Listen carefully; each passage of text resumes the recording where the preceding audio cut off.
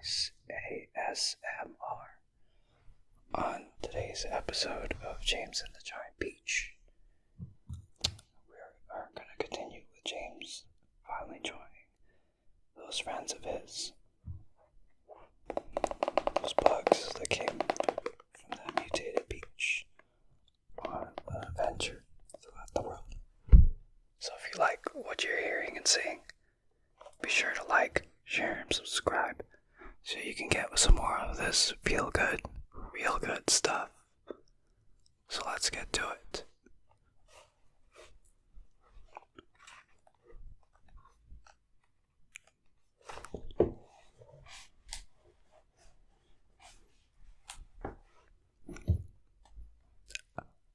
A few minutes later, Miss Spider had made the first bed. It was hanging from the ceiling, suspended by a rope of threads at either end, so that actually it looked more like a hammock than a bed. But it was a magnificent affair, and the stuff that it was made of shimmered like silk in the pale light.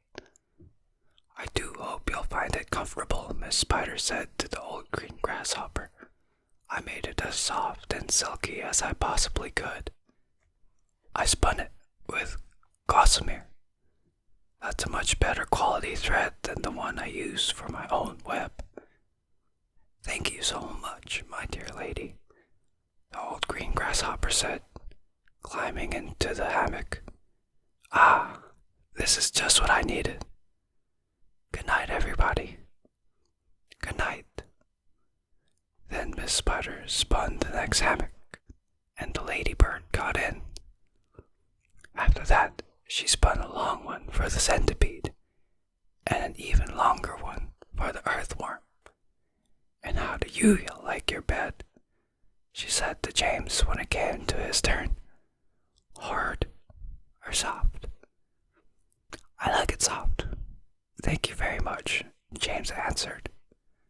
"For goodness sake, stop staring around the room and get on with my boots," the centipede said. "You and I are never going to get any sleep at this rate. And kindly line up neatly in pairs as you take them off. Don't just throw them over your shoulder." James worked away frantically on the centipede's boots.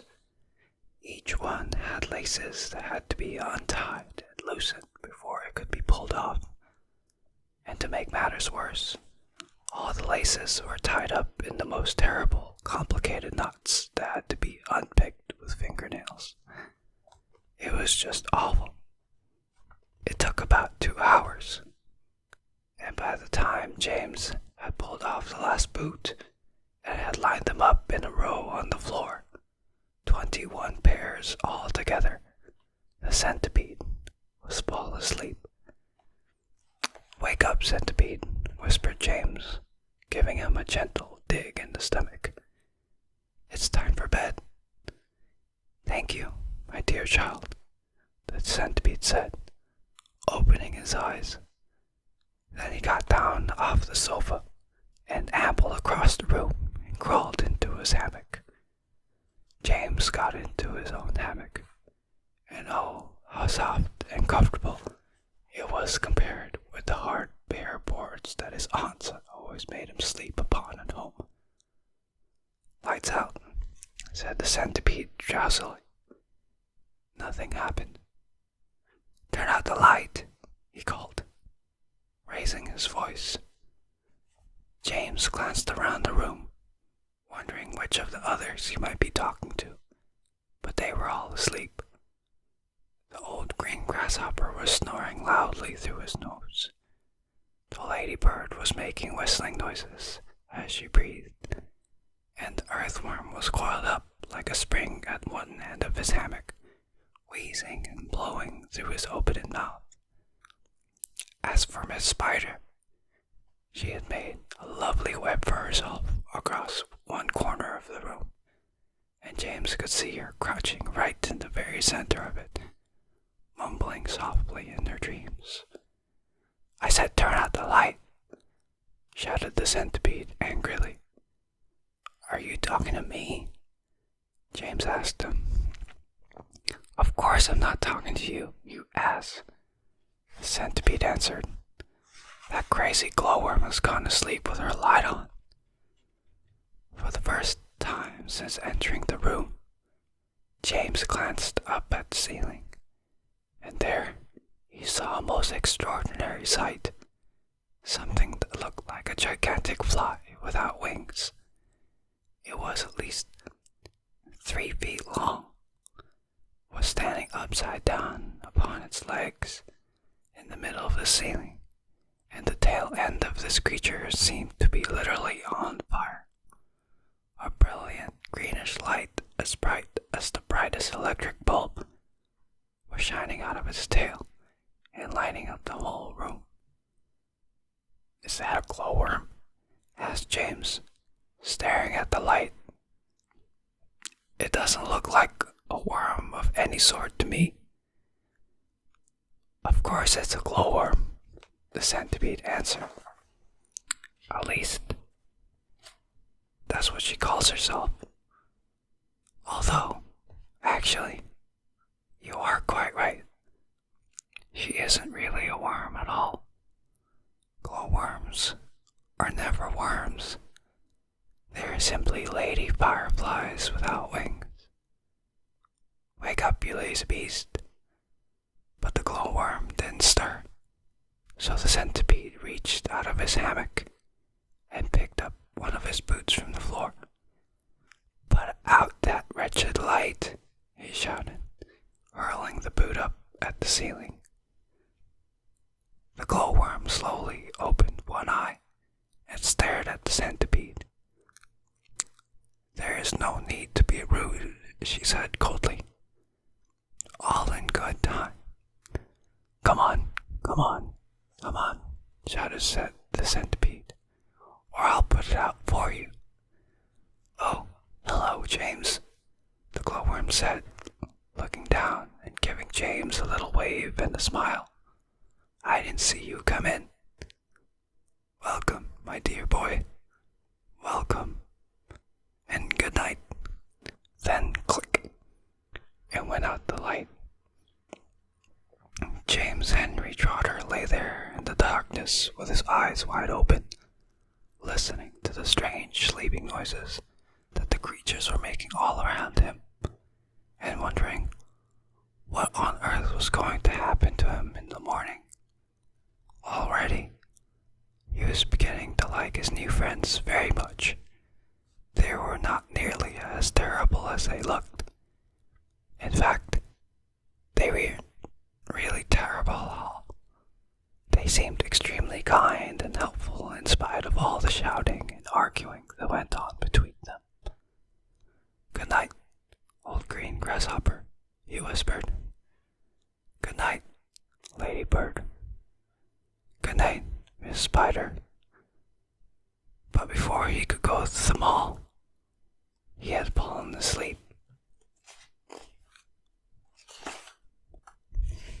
Chapter 14. We're off. Someone was shouting, We're off at last. James woke up with a jump and looked about him. The creatures were all out of their hammocks and moving excitedly around the room. Suddenly, the floor gave a great heave, as though an earthquake were taking place.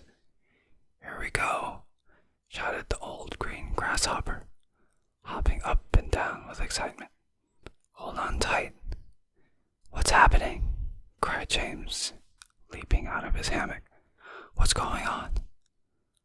The ladybird, who was obviously a kind and gentle creature, came over and stood beside him. In case you don't know it, she said, we're about to depart forever from the top of this ghastly hill that we've all been living on for so long. We are about to roll away inside this great, big, beautiful beach to a land of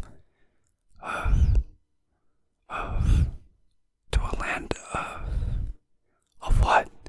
Asked James.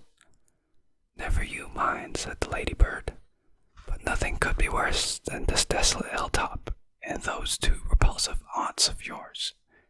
Hear, hear, they all shouted. Hear, hear.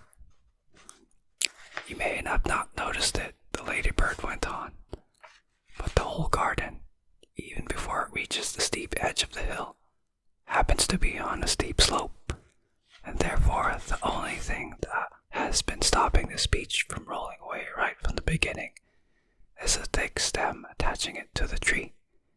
Break the stem, and off we go. Watch it, cried Miss Spider, as the room gave another violent lurch. Here we go. Not quite, not quite. At this moment, continued the ladybird, our centipede, who has a pair of jaws as sharp as razors, is up there on top of the peach, nibbling away at that stem. In fact, he must be nearly through it, as you can tell from the way we're lurching about. Would you like me to take you under my wing so that you won't fall over when we start rolling? That's very kind of you, said James, but I think I'll be all right. Just then, the centipede stuck his grinning face through a hole in the ceiling and shouted, I've done it. We're off. We're off, the others cried. We're off. The journey begins, shouted the centipede. And who knows where it will end, muttered the earthworm. If you have anything to do with it, it can only mean trouble. Nonsense, said the ladybird. We're now about to visit the most marvelous places and see the most wonderful things. Isn't that so, centipede? There is no knowing what we shall see, cried the centipede. We may see a creature with 49 heads, who lives in the desolate snow, and whenever he catches a cold, which he dreads, he has 49 noses to blow. We may see the venomous pink-spotted scrunch, who can chew up a man with one bite. It likes to eat 5 of them for roasted lunch, and 18 for its supper night. We may see a dragon, and nobody knows that we won't see a unicorn there. We may see a terrible monster with toes growing out of the tufts of his hair. We may see the sweet little bitty bright hen, so playful, so kind and well bred, and such beautiful eggs. You just boil them, and then they explode, and they blow off your head. A new rhinoceros surely you'll see, and that enormous and horrible gnat, whose sting when it stings you goes in at the knee, and comes out through the top of your hat. We may even get lost and be frozen by frost. We may die in an earthquake or tremor, or nastier still, we may even be tossed on the horns of a furious dilemma. But who cares? Let us go from this horrible hill. Let us roll, let us bowl, let us plunge. Let's go rolling and bowling and spinning until we're away from old Spiker and Sponge. 1 second later, slowly, insidiously, almost gently, the great peach started to lean forward and steal into motion. The whole room began to tilt over, and all the furniture went sliding across the floor against the far wall, so that James and the ladybird and the old green grasshopper and the spider and the earthworm, also the centipede, who had just come slithering quickly down the wall. And we'll end this week on chapter 14. And if you like what you're hearing and seeing, be sure to like, share, and subscribe, and we'll see you on the next one. Peace and love, my friends.